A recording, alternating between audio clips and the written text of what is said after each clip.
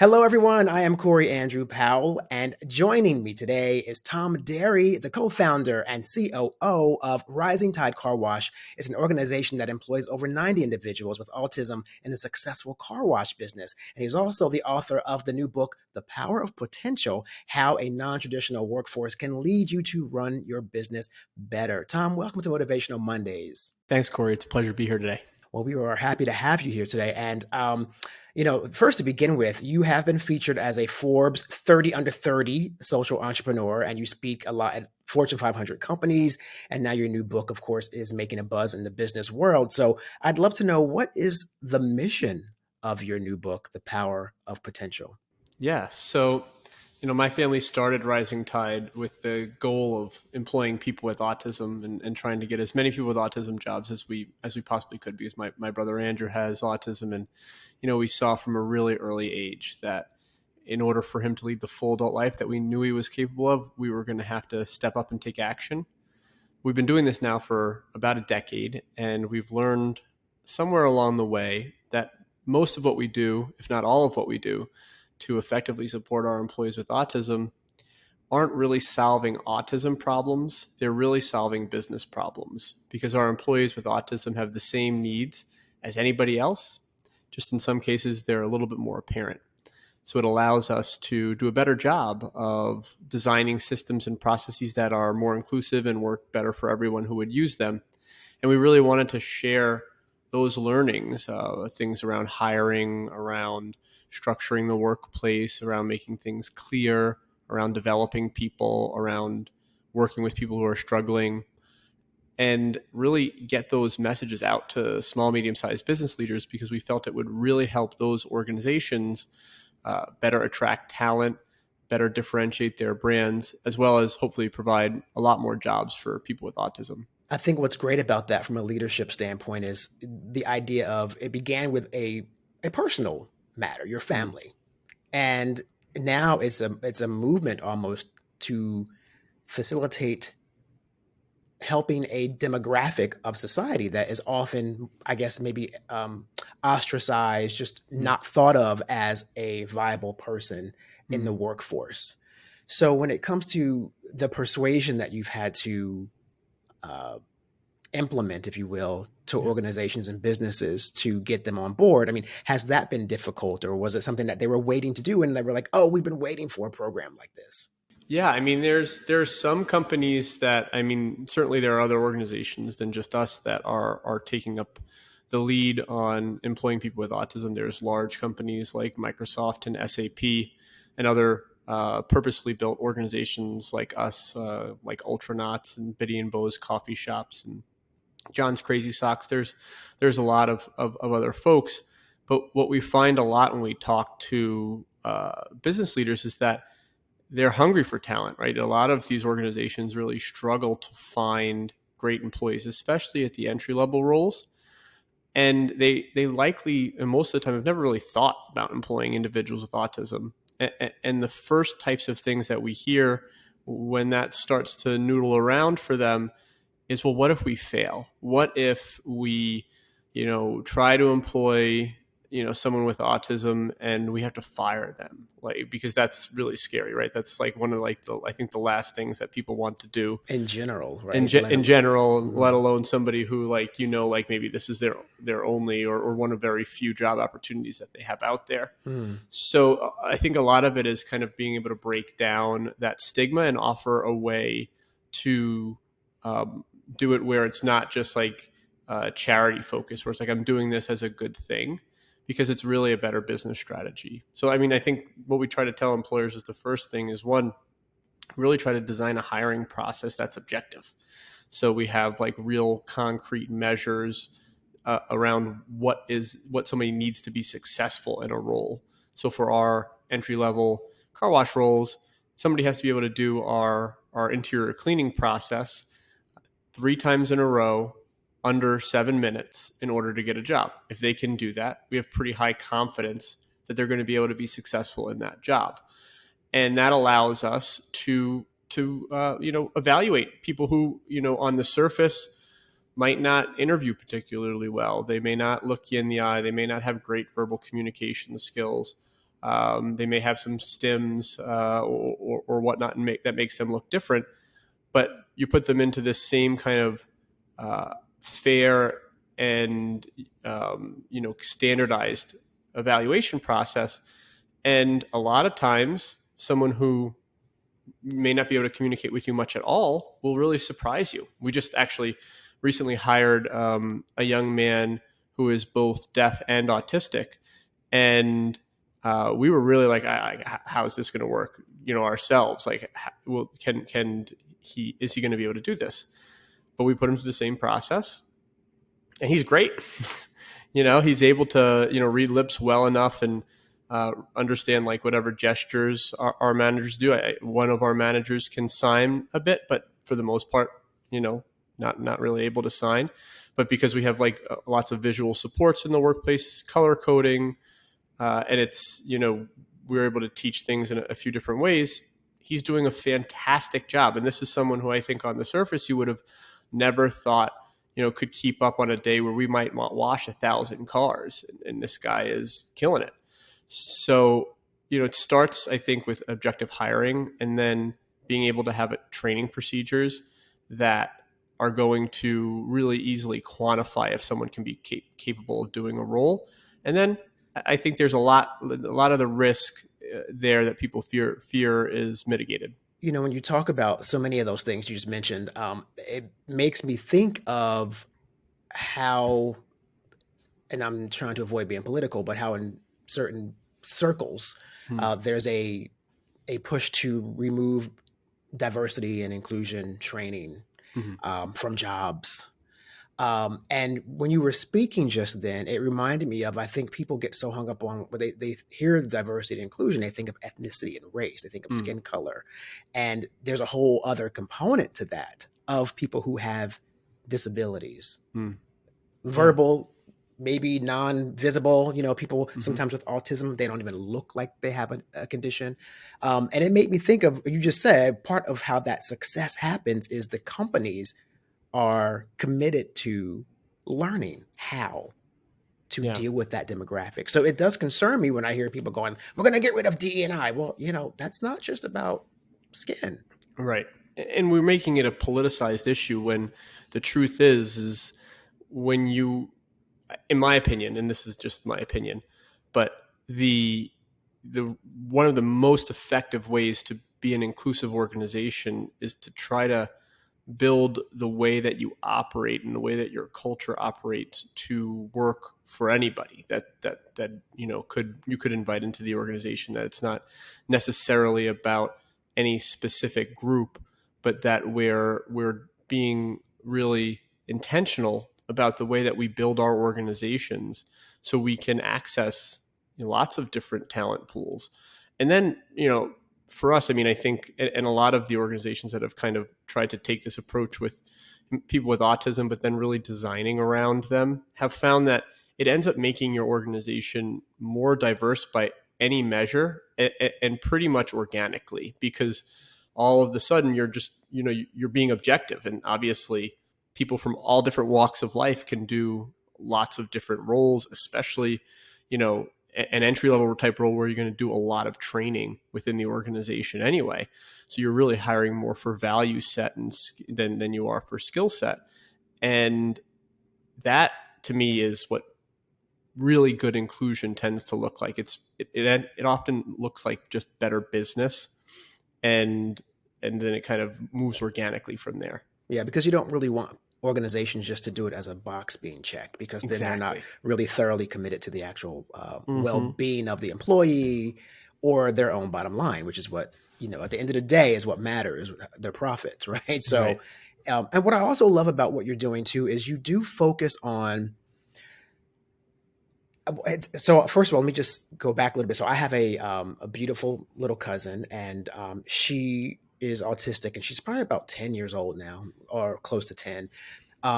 She's not nonverbal, but so she speaks, but she just hasn't spoken like fully, and since she was born, but she can yell if you take the TV away. She can definitely let she wants the remote control. She can yell Nana too if she's pissed off. But But it makes me realize though that the families of autistic children, this is what I loved about your story. No one talks about the fact that parents are already worried about what happens to my child, Mm, if or when I'm not here, or when they grow up, or whatever those things are, I'm not going to be there for them. I would imagine that is so compounded, mm, because just for me as a cousin, I can only imagine what my cousin's mother and yeah, grandmother are going through in her condition, because they're like, well, we take care of her really well now. What happens when we're not here? So I love that yeah. you're sort of, it's not solving the entire puzzle, but there is that component of building a place in society for a livelihood for an autistic person. And that is really admirable. And I just want to commend you on that, from a family that knows that concern.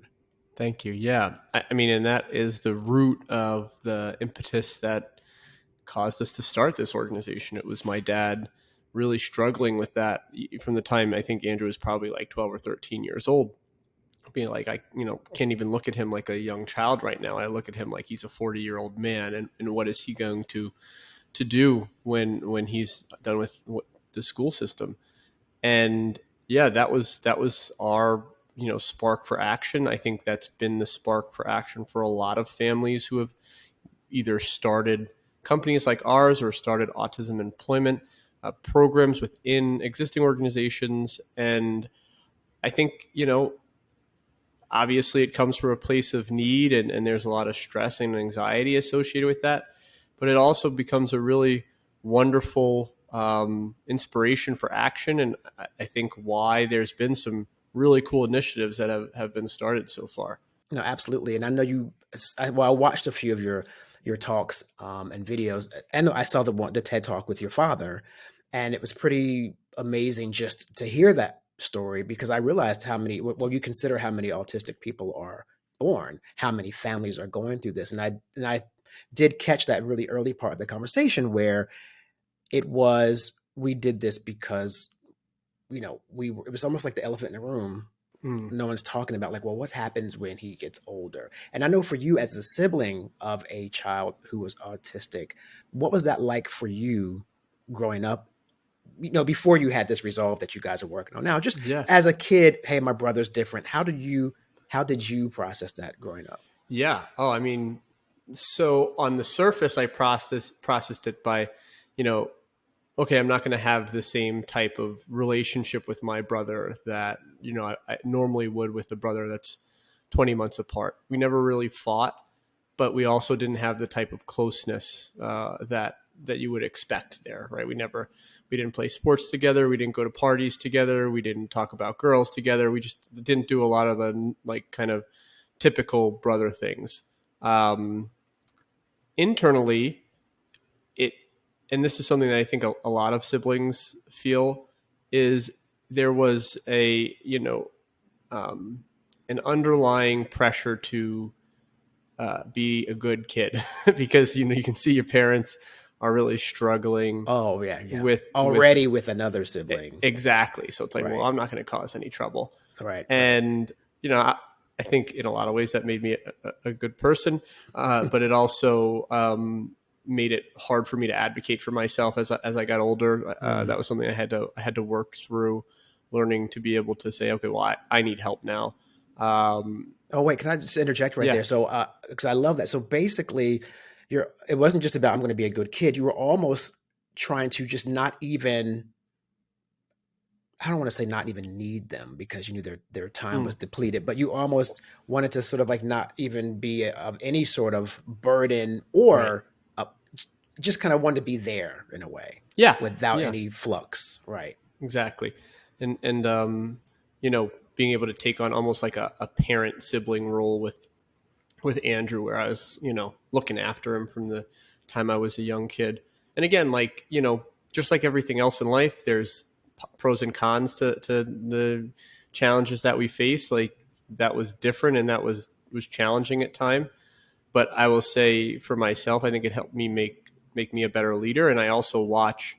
We actually have a young lady who's a manager at our one of our stores now, who also has a sibling, and it's just remarkable to see how mature of a leader she is at just 21 years old. And I think a lot of that has to do with her relationship with her brother. Not only does it make her uniquely well suited to work with us, because all of our staff are autistic, or 80% are, but it also, I think, just generally makes her an incredible leader. So, we turn lemons into lemonade sometimes. Yeah, definitely. And I think also people don't realize, well, I guess many do now because we know better, but some people still don't realize that there is a scale of autism as well. There's a Right. spectrum, if you will.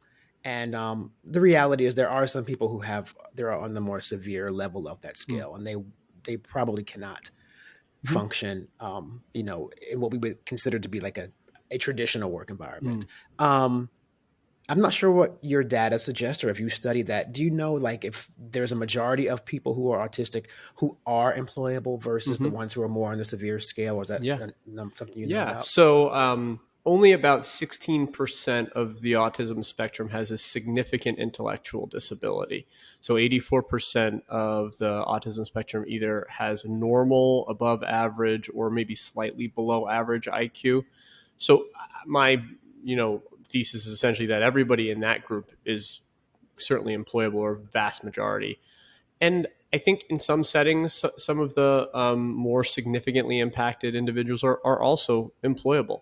I think that is where entrepreneurship is really important, right? So we built Rising Tide around the needs of my brother Andrew, who's in that like mild intellectual disability category. So this organization is kind of built around him as the prototype, and has expanded from there. But I think if you're listening to this, you have a child or a loved one who has a significant intellectual disability, and it would be really hard for them to, like, can't picture them working at a car wash. That's an opportunity to potentially innovate a different solution. There's a group called Blue Star Recycling in Boulder, or Fort Worth, Colorado, or Fort Collins, Colorado, I believe. Don't quote me on that. Definitely in Colorado. And they employ a lot more non-speaking individuals, and a lot more significantly impacted individuals, because that was the prototype that they started off of, and that's also been a successful organization. So we need a lot of different opportunities for us to really effectively provide good and varied job opportunities for everyone on the autism spectrum. And some of that will come from existing companies saying, I need a new talent pool. Some of that will come from families that are directly affected, that are designing around usually one or two particular people. Hmm. And then with that demographic as well, I read where you said there's like 90% of people with Mm. autism are unemployed, Mm. Yeah, I mean, the data there is like very shaky as far as the exact numbers. but around there. Yeah, exactly. They're small sample sizes, these studies, but somewhere around there, it's significantly, dramatically more than the average unemployment in a given area. It's significantly more than other disabilities, and really a lot of that has to do with the fact that the way that we tend to interview talent is a social test, right? When we do an unstructured interview, it's essentially, we look at each other, we talk to each other, I decide if I like you, with no real data associated with it. So it's essentially a social skills test. And that is cutting right to the root of where a lot of people with autism struggle in their ability to interact with neurotypicals in the same way that other neurotypicals interact. So, while someone could have an incredible IQ and be brilliant and be super qualified for a role, they may present themselves as really unconfident, not looking you in the eye, giving you a really weak handshake, downplaying their skills in an interview, and you pass on them for when they would have otherwise been great. So I think a lot of it is this. The reason for that is the systemic way that we tend to evaluate talent. Hmm. Again, love that, because very often on this show, we talk about people who have achieved success through nonlinear paths. Mm. and they're non-traditional applicants. And this is just, in the regular world, people who are not autistic. And Mm. we are seeing more and more that businesses are benefiting from not just following, okay, well, there's this timeline on a resume, there's something missing, there's a gap, we can't hire them. There was, well, Mm. find out what that gap was, because maybe they were out being a longshore fisherman and they didn't put that in the application. But that kind of Yeah. strength and stamina and fearlessness might benefit you in this job.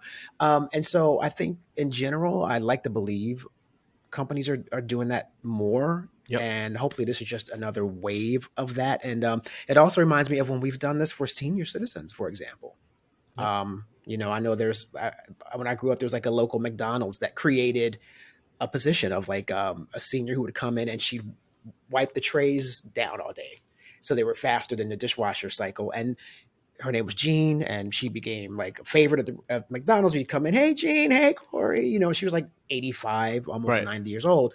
But we didn't want. Oh, I guess they didn't want just to have seniors in the society not having an opportunity. Yep. They're not retired, but they need the social connection still. So Yep. why not figure out a way to make that happen? This is very similar, but on a more clinical Yeah. scale. Yeah. Yeah. Well, I think when we tend to hire based off resumes, we don't take into account the fact that a lot of times the context of previous experience, it doesn't directly correlate with your role. Even if you're like, let's say you're hiring a manager from another company that's in the same industry as yours, that doesn't necessarily translate, right? It doesn't necessarily translate any better than someone who has a very varied background, that doesn't have any direct experience, but may still have like the strong communication skills and values that you're looking for in this role, and problem solving skills, but they came from a totally different place, which is why I think it's so important to really try to design something that's objective, whether it be a work test or an evaluation, or a structured interview where we ask the same questions and score them the same way for everyone who goes through it. I think that allows you to kind of at least start to cut through the bias. Like we're naturally biased creatures, right? So, you can't necessarily eliminate all of it, but you can manage it a lot more effectively. And I think, when I talk to people who are saying like, I just can't find anyone to do this job, I think 99% of the time, that's because the hiring process is flawed, and that would be the way to fix it. I hear that a lot too when it comes to, well, not to bring this up again, but the diversity conversation, where a lot of employers will be like, well, I want to hire more XYZ, but I don't know where to look. And then like diversity coaches will be like, that's BS, Yeah. because like, what do you think? Like people of different ethnicities just aren't findable, like, Right. at every level of executive. So I think it's a little bit of a laziness sometimes too. And Right. companies, they may have good intention, but that's a good default response. Well, I don't know where to begin. And so I Yeah. love that you're like, well, let me show you, Yeah. so we can Yeah. take that guesswork out. And actually, with people with autism, there are some like legitimate challenges to finding them, because many of them have been turned down so often for jobs that they're no longer actively looking. So like you actually have to do some grassroots work, which for us means we're finding the people in the community who know and love particular individuals with autism. So those are like your job coaches, your community liaisons in local nonprofit organizations, your special education teachers.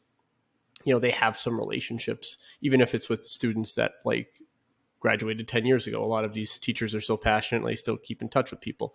So so there was maybe some like legitimate barriers, but yet you can still find them if you try to build a really good recruiting pipeline. It's like, it is lazy to say like, okay, well, I'm just going to post these jobs on every job board, right? I'll use one of these softwares that I just going to post it to 10,000 job boards. And then I'm going to filter the resumes based on keywords on the resume.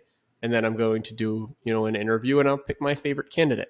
Like it's just not contextually relevant for the vast majority of roles. And when we say that like we can't find people, if you're doing those things, that's probably Yeah, the that's issue. true. Yeah, I mean that works too, but you have to do that in conjunction with having some real commitment to finding those people Right. versus, like you just said, just, well, can't find it, moving on. Which Exactly. is, the software didn't keyword those words for me. It couldn't find the, the Asian black guy who's autistic with red hair. Yeah, it wasn't on the resume. Was on a resume, so sorry for you, can't get a job. Yeah, you have to really kind of want to do it. And so I think that's great. And I do want to ask you too, because I'm just curious. So of all the types of businesses that you could have opened, why a car wash? Yeah. Yeah. So we looked at a bunch of different businesses, and what we were looking for at the time, and honest, frankly, looking back on it, not really understanding autism particularly well, but going from what we were able to understand in the research, which was that lots of people with autism follow processes and structure really well. We had Andrew and a small group of his friends that we knew intimately, and said, okay, well, that makes sense.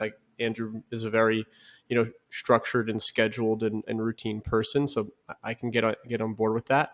So then we were like, okay, well, what community businesses? Because we wanted something that was right away forward facing in the community, where our employees would interact with the local community, and we'd be able to kind of communicate and educate the community about how capable people with autism are through a service. So those were the types of, that's essentially our theory of change, is that in order for, to change the perception of people with autism, we need to invite community members into a business to show them how capable individuals with autism are. So, we looked at these types of service organizations, and we really liked car washes because, one, it's very routine oriented. It's essentially like a production line type system.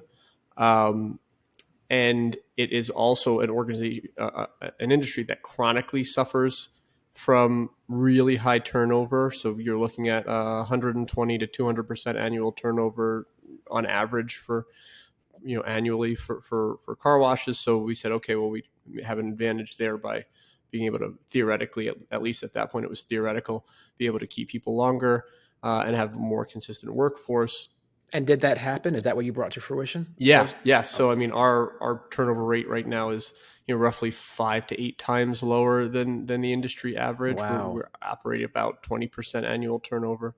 Yes, that worked, but it also, at the end of the day, we looked at these businesses and said, we really feel like Andrew could do a car wash. We also really think that, at least it's an asset. So if it all crashes and burns, we can sell somebody the car wash back. Exactly. Right. Right. Yeah, it's not all gone. And Right. then, we started to try to test it. We found some really great partners in the car wash industry. There's a group called Sonny's Enterprises, which is the largest manufacturer of car wash equipment in the country. And they happen to be based in South Florida. So, and they were really willing to help us early on. And the pieces from there kind of fell into place. We ran a prototype at an existing car wash in the summer of 2012, and it went really well. So we bought a car wash, and kind of rest is history. Wow. Well, let me just say again, this is important work, and the world's a better place because of it. And as a family member of someone with autism, like I said, it's really, really there's a comfort that I get knowing that there are people like you who are thinking about people. Yeah. Thank you, Corey. And what they will have to endure as adults. So yes, you're very welcome. Okay. Thank you, Tom Derry, the COO of Rising Tide Car Wash and author of Power of Potential. And we are so happy you joined us today on Motivational Mondays. Thanks for being here. Thank you, Corey.